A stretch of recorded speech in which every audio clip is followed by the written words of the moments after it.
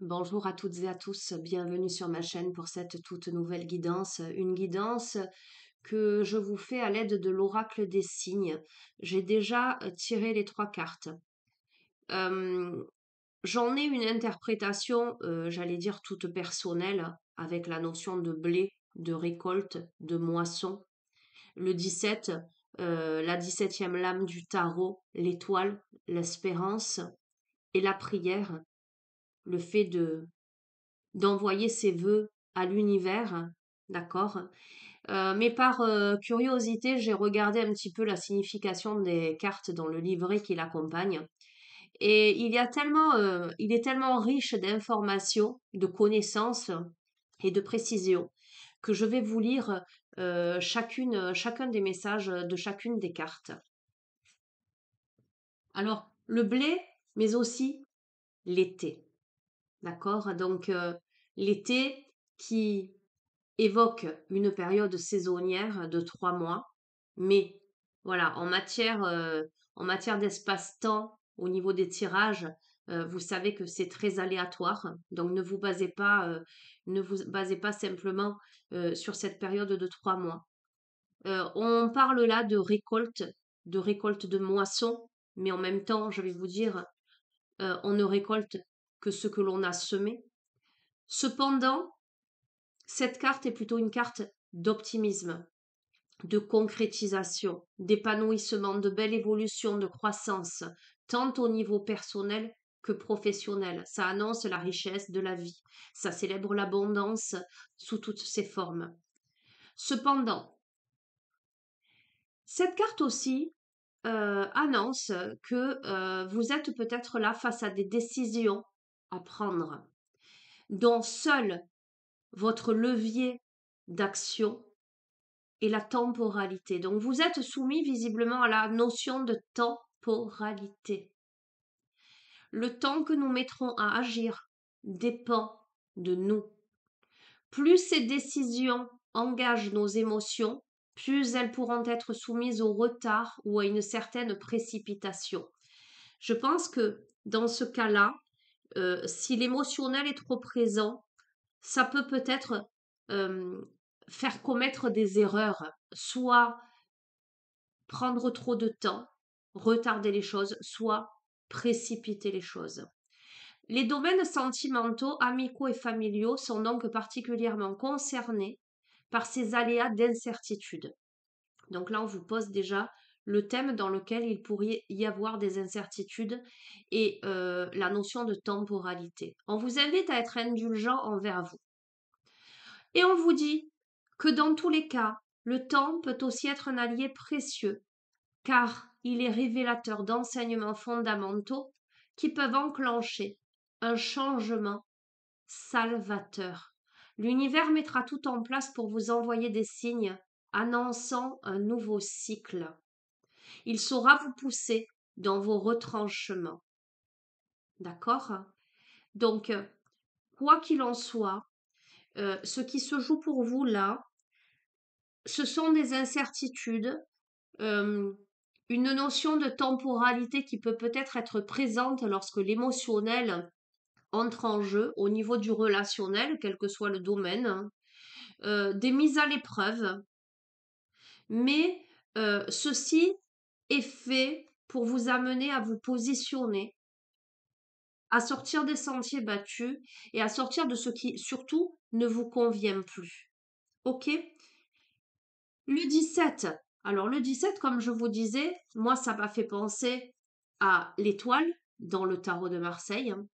C'est le nombre de la protection et du positivisme. Donc, vous voyez, ça ne fait qu'appuyer cette notion d'abondance-là, de cette première carte. C'est un chiffre mystique et spirituel par excellence.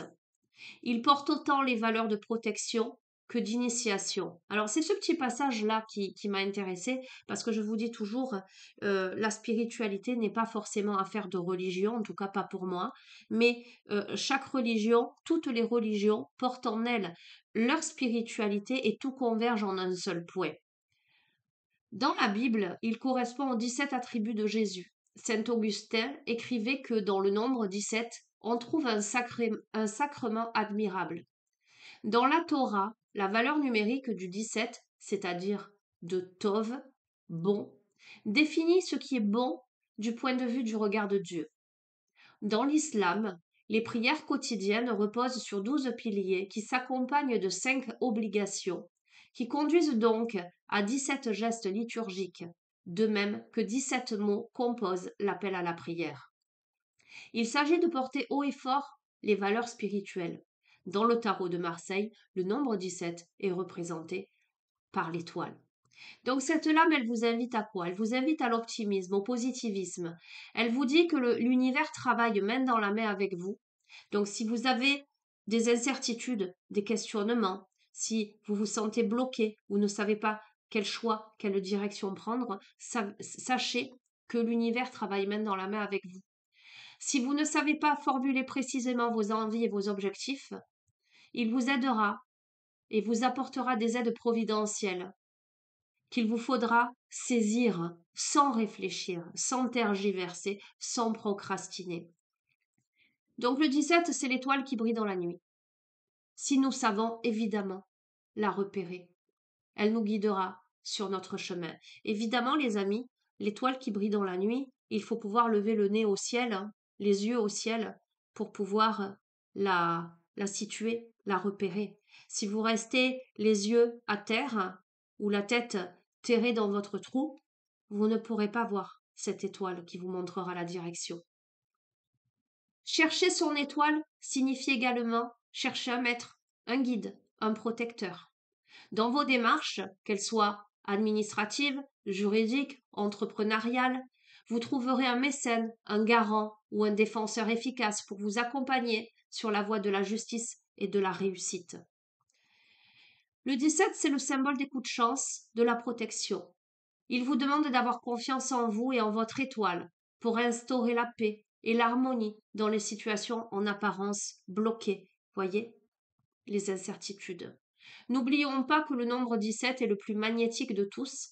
Il favorise l'attractivité et les rencontres d'âmes sœurs profondes et durables. Si vous posez clairement l'intention d'une rencontre amoureuse, l'univers placera sur votre route tous les éléments nécessaires à une parfaite synchronicité. Il y a toujours une étoile qui brille pour vous, quelque part. Magnifique message. Et nous terminons sur la carte 69, la prière qui vous dit: posez clairement vos intentions dans le secret de la prière. Votre guide vous soufflera la réponse. Encore faut-il, les amis, que vous sachiez ce que vous voulez vraiment. D'accord? Il y a des moments où nous n'éprouvons plus aucune saveur pour la vie que nous menons, où nous avons la sensation que la barque terrestre dans laquelle nous sommes montés s'échoue sur des rives de déception. Avons-nous seulement indiqué au bon capitaine de navire de notre âme quelle destination nous souhaiterions vraiment lui donner? Nous nous perdons souvent dans les désirs et les injonctions de ceux qui nous entourent, persuadés qu'ils connaissent la vérité mieux que nous. Il est temps de prendre rendez-vous avec vous-même, de fermer les yeux et de joindre les mains dans ce merveilleux moment suspendu que représente la prière. Elle n'est pas seulement un moment privilégié avec des hautes instances spirituelles, elle vous permet de laisser l'espace d'un instant toutes vos contraintes personnelles, vos obligations et les injonctions perpétuelles de votre mental. Elle est l'opportunité immédiate de vous reconnecter à votre part divine qui vous compose totalement. La prière n'a pas besoin de mots savamment écrits, de verbes soufflés par un prédicateur. Elle ne parle que le langage du cœur. Adressez-vous à ceux qui vous sont chers et qui vous accompagnent depuis l'invisible, ou à votre ange gardien qui vous aime depuis toujours. La question essentielle est, ce que je vous ai posé au début, que voulez-vous vraiment? Débarrassez-vous des désirs futiles. Affûtez votre demande. Retournez à la source de toute chose. Qu'est-ce que votre âme désire véritablement? À voix haute ou à voix basse, je vais tousser, veuillez m'excuser. À voix haute ou à voix basse, en chuchotant ou en criant, votre prière sera toujours entendue. Soyez le gardien de ce temple précieux. Écoutez les amis, Je crois que si vous avez des hésitations, des questionnements, il vous faut aller chercher au creux de votre âme, au creux de votre cœur, les réponses. Il vous faut vous en remettre au divin et à votre divin intérieur. Euh, tout est, tout est magnifique dans ce tirage, tout est positif, tout montre que vous pouvez accéder euh, à ce qui est juste pour vous et à ce que vous souhaitez. Allez, un petit message de Lito Connexion. Ok. Ah, j'aime beaucoup en plus cette pierre, la Célestine. Le message sacré de la Célestine blanche. Magnifique. Ô miracle, je vous trouve au moment où vous avez le plus besoin de moi. J'apporte dans vos vies le changement que vous appelez depuis si longtemps.